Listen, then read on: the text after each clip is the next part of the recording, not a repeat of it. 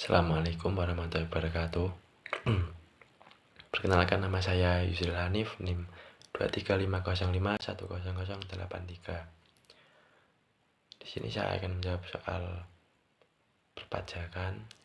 Nomor 1 yang pertama yaitu apakah yang dimaksud dengan persediaan menurut SAK ETAP? Persediaan adalah aset untuk dijual dalam kegiatan usaha normal dalam proses produksi untuk kemudian dijual atau dalam bentuk bahan atau perlengkapan untuk digunakan dalam proses produksi atau pembelian kerja. Yang kedua yaitu dari jenis perusahaan, sebutkan perbedaan antara perusahaan dagang dengan perusahaan industri. Itu yang pertama perusahaan dagang. Sini yang pertama yaitu menjual barang yang diperoleh untuk pemasok, tujuannya menjual kembali barang tanpa mengubah bentuk, memiliki persediaan barang, jadi dalam menentukan harga pokok barang relatif mudah, tidak menggunakan laporan harga pokok produksi. Di sini untuk perusahaan industri yaitu menjual barang yang diperoleh dengan cara mengolah bahan baku terlebih dahulu, tujuannya menghasilkan barang jadi yang bernilai jual. Yang kedua, memiliki persediaan bahan olahan atau bahan baku. Dalam menentukan harga pokok harus melalui beberapa tahapan. Membuat laporan harga pokok produksi. Yang ketiga yaitu sebutkan perbedaan sistem pencatatan persediaan yang Anda ketahui. Di sini dalam metode di sini ada dua, yaitu metode pencatatan persediaan perpetual dan periodik. Di sini untuk pencatatan persediaan perpetual, yang pertama adalah pencatatan real time. Setiap transaksi pembelian atau penjualan barang langsung dicatat dalam sistem akuntansi sehingga informasi persediaan selalu terperbarui atau secara real. Yang kedua, akun terpisah, yaitu akun-akun terpisah untuk pembelian, penjualan, dan saldo persediaan itu terpisah semua, memudahkan untuk pelacakan setiap perubahan. Yang ketiga, informasi akurat. Di sini persediaan yang tersedia kapan saja tanpa melalui perhitungan fisik secara rutin untuk mengetahui jumlah persediaannya. Yang keempat, kompleksitas dan biaya, yaitu memerlukan sistem yang lebih kompleks dan seringkali menggunakan perangkat lunak akuntansi canggih yang dapat meningkatkan biaya operasional. Yang kelima, cocok untuk perusahaan besar.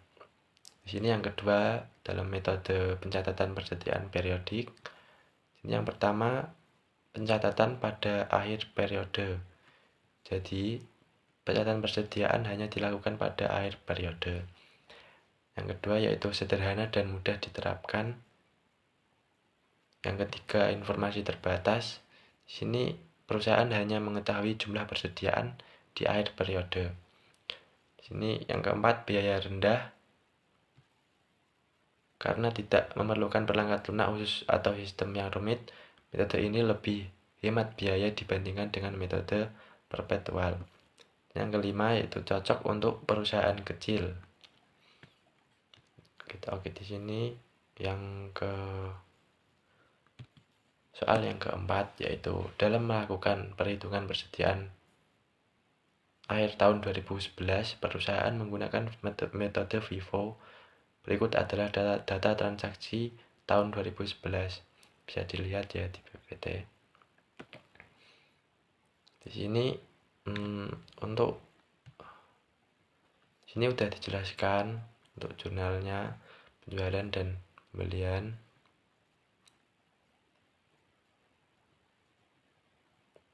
Ini total, jadi total seluruh persediaan akhir tahun 2011 dengan menggunakan metode FIFO adalah Rp11.725.000. Di sini yang kelima, PT PRL adalah perusahaan yang menjual peralatan selam tahun ini mengalami musibah kebakaran sehingga sebagian besar perusahaan barang rusak terbakar. Berikut adalah data sebelum kebakaran tanggal 3 April.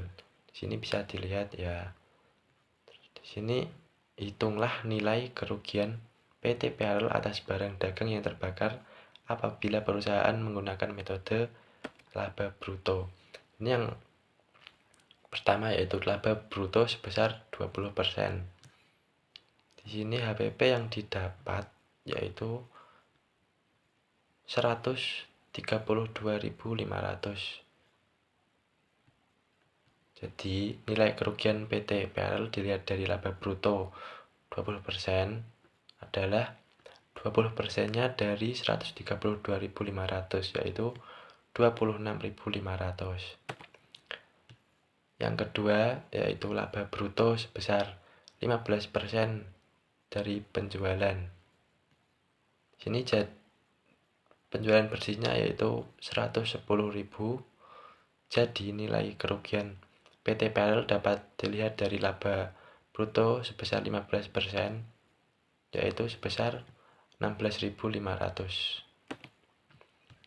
Di sini yang terakhir PT Apo adalah perusahaan yang bergerak dalam bidang usaha retail. Berikut adalah data yang menyangkut persediaan PT Apo selama bulan Maret 2012. Di sini bisa dilihat ya, diketahui segini. Hitunglah nilai persediaan akhir PT Apo per tanggal 31 Maret 2012 pada harga pokoknya. Di sini persediaan awal yaitu 40 juta, pembelian 60 juta, jadi total 100 juta. Terus ongkos angkut 6 juta, potongan pembelian 3 juta, retur pembelian 6.750.000, jadi totalnya 15.750.000.